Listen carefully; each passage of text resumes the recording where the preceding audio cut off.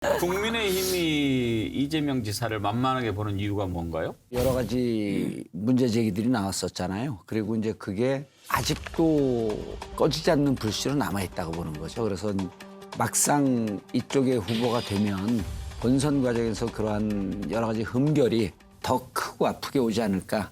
저는 꼭 그렇게 생각하지 않아요.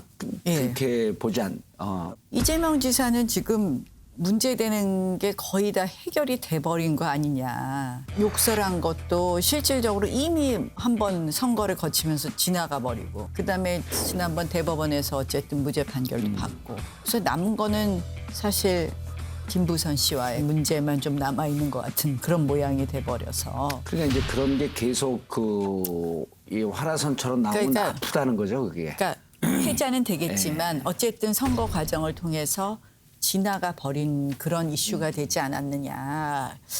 그리고 이재명 지사에 대해서 제가 걱정하는 것 중에 하나는 여당 내의 정권 교체를 들고 나올 수 있는 후보다. 이명박 박근혜 대통령으로 우리가 재집권을 할 때 사실 박근혜 대통령이 여당 내 정권 교체의 그 이미지를 가져갔거든요. 그걸 쓸 수 있는 카드가 있지 않을까 해서 사실 이재명 지사에 대해서는 저는 가장 우리가 그래도 경계해야 될 후보다 이렇게 생각하고 있습니다. 나경원 의원님께서 얘기하는 정권 교체론이 여기에 잘 안 먹힐 것 같은 게 일단 친문이 상당히 많이 가 있어요. 이재명 쪽에. 그리고 지금 이제 문재인 대통령의 지지율이 좀 많이 빠지고 부정평가도 높은데 저희는 지금 이게 바닥에 왔다고 보거든요. 국민의힘에서는 동의하지 않지만 개혁에 반전돼서 한 35에서 40%까지만 유지가 되고 있어도 이분들을 치면서 정권 교체론을 갖고 갈 수 있을까? 쉽지 않다고 봐요.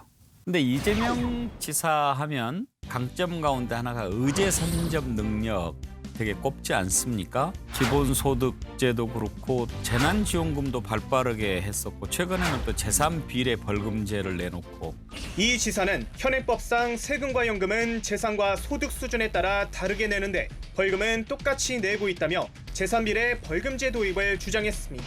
형벌의 실질적인 공정성을 확보하는 차원이라며 핀란드와 독일 등 선진국들도 이미 시행하고 있다는 말도 덧붙였습니다.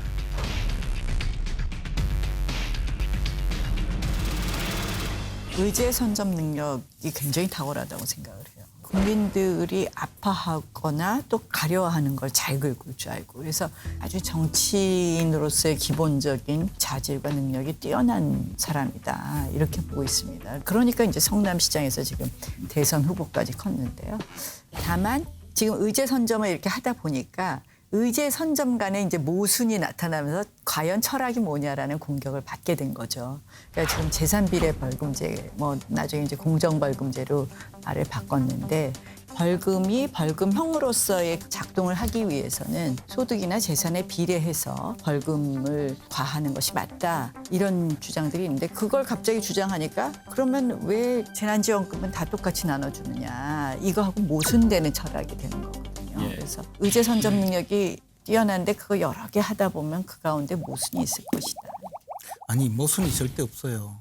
이재명 지사는 재난지원금은 보편적으로 모든 사람 준다고 하는 것이 내 표에 도움되고 벌금은 재산 많은 사람에게 많이 때린다 하면 표에 도움되니까 모순이 전혀 없어요 이분은. 근데 이분이 주장하는 정책을 다 끝까지 정말 고지고대로 가다가는 나라가 망할 거예요.